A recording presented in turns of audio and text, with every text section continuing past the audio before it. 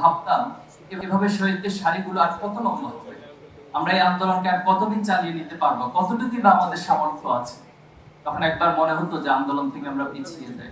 যখনই পিছানোর প্রশ্ন আমাদের সামনে আসতো, শহীদদের চেহারাগুলো আমাদের সামনে ফুটে উঠত। শহীদরা আমাদের দিকে তাকিয়ে তাকিয়ে বলতো যে যদি আন্দোলন থেকে পিছিয়ে যাওয়া হয় তাহলে কোন শহীদ পরিবারকে খুনি হাসিনা, ফ্যাসিস্ট হাসিনা ভালো থাকতে দিবে না কোনোদিন। এই সময় আহতদের সেই শাড়িগুলো আমাদের সামনে এসে বলতো আহত পঙ্গুত্ব অবস্থায় সারা জীবন তাদেরকে ভিকটিম হয়ে সমাজে থাকতে হবে। তখন আমরা আল্লাহর উপর ভরসা করতাম। আল্লাহর উপর ভরসা করে আমরা বদর যুদ্ধের আল্লাহ রাসূলুল্লাহ সাল্লাল্লাহু আলাইহি সাল্লামের সেই দিনগুলোকে স্মরণ করতাম। যমুনা ইলেকট্রনিক্সের সুপার এক্সচেঞ্জ অফারে একের ভিতর ৩ পুরনো বদলে নতুন নিন যমুনা ইলেকট্রনিক্স। বদর যুদ্ধে উপনীত হয়ে রাসূলুল্লাহ সাল্লাল্লাহু আলাইহি সাল্লাম আল্লাহর কাছে দোয়া করছিলেন যে আল্লাহ, আজকে যদি এই ছোট্ট বাহিনীটি পরাজিত হয়ে যায়, আজকে যদি কাফেররা বিজয় হয়ে যায়, তাহলে তোমার দ্বীনকে প্রচার করার জন্য, তোমার দ্বীনকে প্রতিষ্ঠা করার জন্য, তোমার সত্যকে, ন্যায়কে প্রতিষ্ঠা করার জন্য কোনো মানুষ তো অবশিষ্ট থাকবে না। আমরা ঠিক সেই দিনগুলোকে স্মরণ করে আবার সামনের দিকে এগিয়ে যেতাম।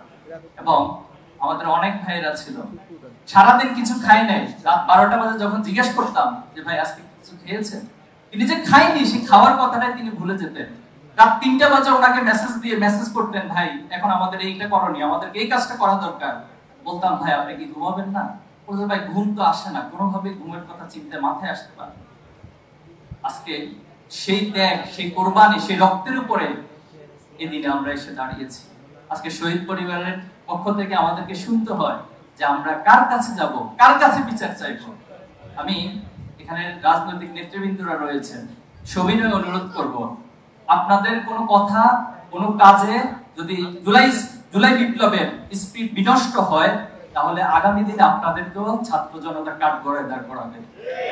এবং আজকে যারা রক্তের উপরে চেয়ারগুলোতে বসে আছেন, বাংলাদেশকে পরিচালনা করছেন, তাদের উদ্দেশ্যে সবিনয় বলতে চাই, এই চেয়ারগুলো সাধারণ কোনো কার্পেটের উপরে বসে নাই, কোনো ফ্লোরের উপরে বসে নাই, শহীদদের রক্তের স্তূপের উপরে বসে আছেন আপনারা।